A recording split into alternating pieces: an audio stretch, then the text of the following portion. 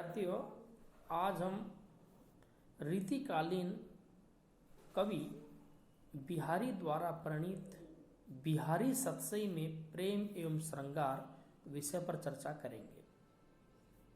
रीतिकालीन रीतिसिद्ध काव्यधारा के प्रतिनिधि कवि बिहारी मूलतः श्रृंगारी कवि हैं।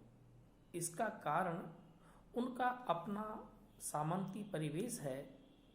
रीतिकाल के प्राय सभी कवि राज्याश्रित थे।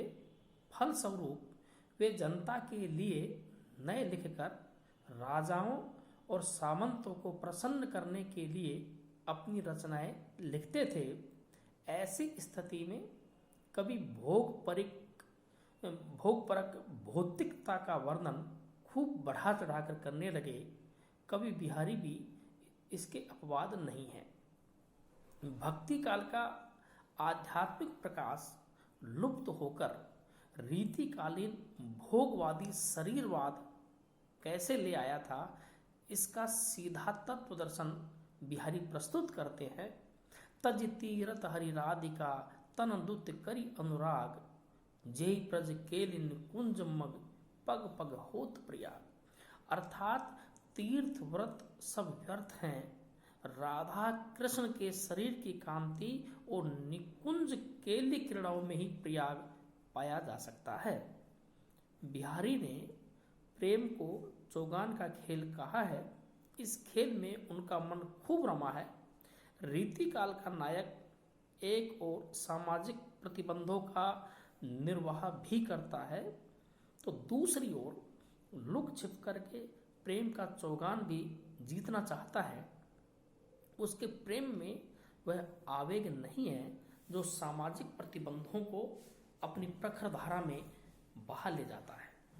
बिहारी नागर रुचि के व्यक्ति थे और नागर संस्कृति को उन्होंने खुली अभिव्यक्ति दी है।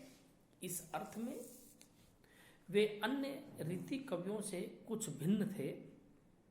जहां अन्य कवियों को पहले के संस्कारों का भय था, वहां बिहारी इससे बहुत कुछ मुक्त थे। इसीलिए उनकी सतसई में तत्कालीन सामंतीय प्रेम का जितनी ईमानदारी से चित्रण हुआ है, उतनी ईमानदारी से अन्य समसामयिक कविता में नहीं हुआ है। जिस क्रीड़ापरक प्रेम का चित्र उन्होंने उरेहा है, वह पूर्णतः सामंतीय है। बिहारी ने शरीरी सौंदर्य का वर्णन 4 रूपों में किया है। प्रभावात्मक रूप में, वस्त्राभूषणों के बीच में, घरेलू वातावरण में और परंपरा के मेल में। बिहारी ने संयोग श्रृंगार के विभिन्न पक्षों का मनोयोग पूर्वक निरूपण किया है। नायिका के नख शिख वर्णन, प्रेम प्रसंग की विभिन्न स्थितियों, हास्य व्यंग, नायक नायिका भेद आदि को उन्होंने अपने श्रृंगार वर्णन में समाहित किया है। संयोग श्रृंगार का एक उदाहरण द्रष्टव्य है। पत्रस लालच लाल की मुरली धरी लुकाय, सोहो करह भोनी हसै, देन कहे नटी जाए। इसी प्रकार उन्होंने एक अन्य दोहे में नायिका की 7 क्रीड़ाओं का चित्रण किया है।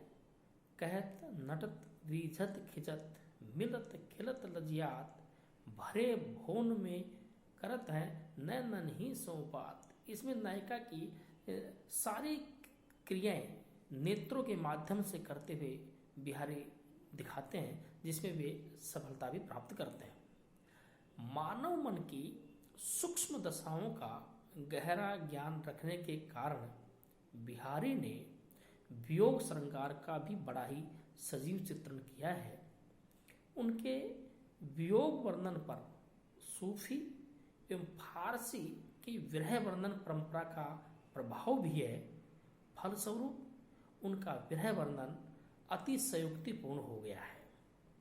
इत आवत चली जात उत चली छ सार्थक हाथ, चढ़ी हिंडोरे सी रहे लगी उसास उसात। इस पर आचार्य शुक्ल जी बड़ी मार्मिक टिप्पणी करते हैं कि मानो बिहारी की नायिका पेंडुलम घड़ी हो। समग्रतः यह कहा जा सकता है कि बिहारी ने सामंती प्रवृत्ति एवं दरबारी काव्य के अनुरूप ही श्रृंगार वर्णन किया है। शारीरिक सौंदर्य एवं शास्त्रीय दृष्टि से उनका यह श्रृंगार वर्णन बहुत ही व्यापक और उत्कृष्ट है, किंतु उसमें जीवन की स्वाभाविक अनुभूतियां नहीं है जो घनानंद जैसे रीति मुक्त कवियों में दिखाई देती है। धन्यवाद।